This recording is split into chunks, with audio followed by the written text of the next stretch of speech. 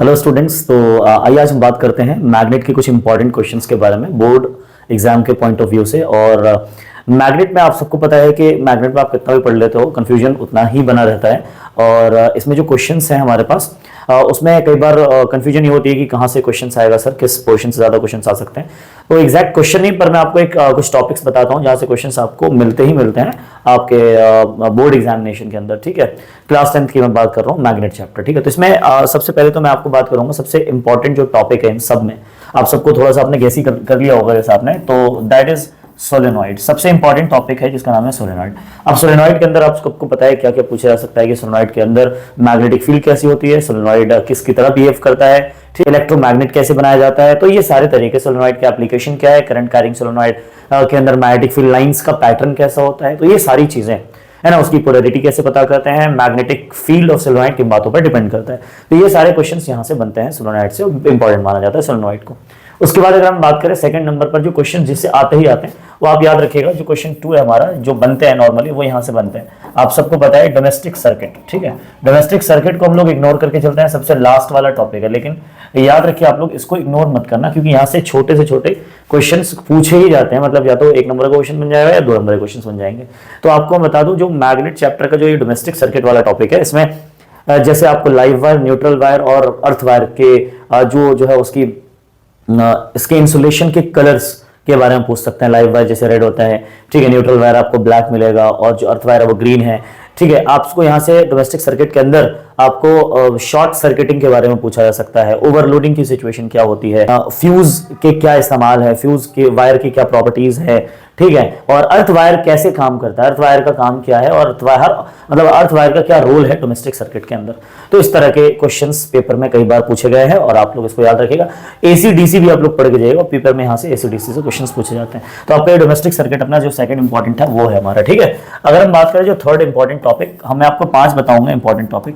Third जो important topic, ये important question आप कह सकते हो जहां से बन सकता है, वो है हमारा magnetic field due to straight wire या सर्कुलर लूप और या फिर सोलेनॉइड। तो मैंने आपको बता दिया।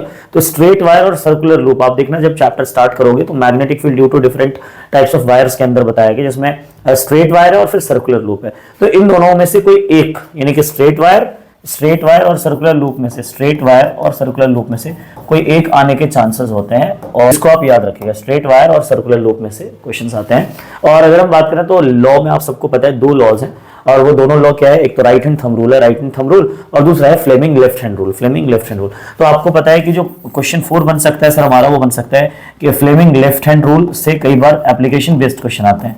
फ्लेमिंग लेफ्ट हैंड रूल से एप्लीकेशन बेस्ड क्वेश्चन आते हैं, फ्लेमिंग लेफ्ट हैंड रूल से, और राइट हैंड थंब रूल से जो क्वेश्चंस आता है वो डायरेक्ट क्वेश्चंस पूछे जाएंगे।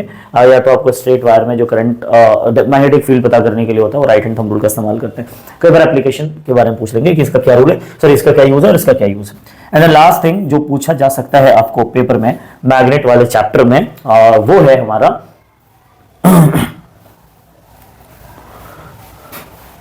वो है हमारा मैग्नेटिक फील्ड लाइन की कुछ प्रॉपर्टीज है। मैग्नेटिक फील्ड लाइन की कुछ प्रॉपर्टीज है, उसको जरूर पढ़ लीजिए। मैग्नेटिक फील्ड लाइन की कुछ प्रॉपर्टीज, मैग्नेटिक फील्ड लाइन की कुछ प्रॉपर्टीज।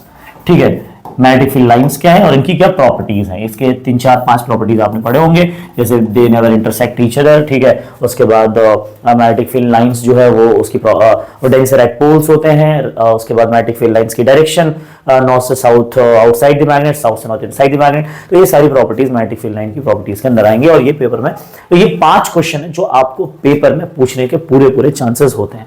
तो इसको प्लीज इन सारे टॉपिक्स को एटलीस्ट कवर करके जाइएगा, क्वेश्चंस करके जाइए, इन सबसे रिलेटेड क्वेश्चन करिए, क्योंकि सिर्फ टॉपिक पढ़ने से कुछ नहीं होगा। आप जितना ज्यादा क्वेश्चन प्रैक्टिस करोगे उतना ज्यादा आसानी होगी आपको, क्लियर होगी। तो क्वेश्चन जरूर प्रैक्टिस करके चाहिए, इस बारे में आपको थोड़ा सा बताना चाहूंगा। इसी तरह के दूसरे चैप्टर के इंपॉर्टेंट क्वेश्चंस, इंपॉर्टेंट टॉपिक्स के लिए आप हमारे चैनल को सब्सक्राइब कर सकते हैं। और मैं आपको बताऊं कि जो टॉपिक्स मैं बताता हूं उसमें से क्वेश्चंस आप आने के पूरे चांसेस होते हैं। तो हमारे चैनल को सब्सक्राइब कर लीजिएगा और अगर वीडियो अच्छा लगा हो तो लाइक करिएगा। Thank you so much.